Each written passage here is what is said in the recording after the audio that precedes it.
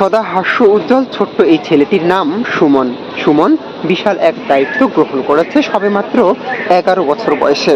11 বছরের বয়সে যখন কিনা তার হাতে বই, চোখে আগামীর আলোকিত স্বপ্ন দেখার সময়, ঠিক তখনই সে নিয়েছে পরিবারের বিশাল এক দায়ভার। সে বলেছে যে সে কাজ করছে, আর কাজ করেই নিজের মা বাবাকে দেখছে।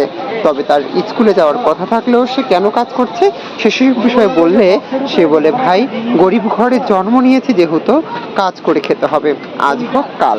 কিন্তু এত ছোট বয়সেও যে অনেক বড় কাজ করা যায় তার যেন চক্ষুষ প্রমাণ হচ্ছে ছোট্ট ছেলে সুমন।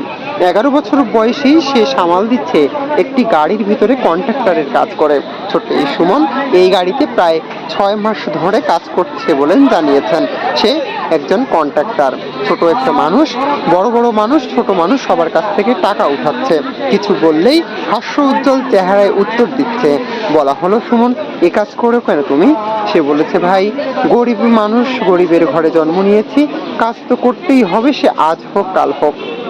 আজ আমাদের বাংলাদেশে প্রচলিত এক আইনের তোয়াক্কা দেয়া হয়, বলা হয় শিশু শ্রম নিষিদ্ধ। অথচ এইসব শিশুরা চোখে স্বপ্ন আর বইয়ের দিকে যখন ঝুঁকে পড়ার কথা, তখন বই আর স্বপ্ন সবকিছু গুছিয়ে রেখে যেন কর্মের ক্ষেত্রে কর্মের জন্য সন্ধান করে।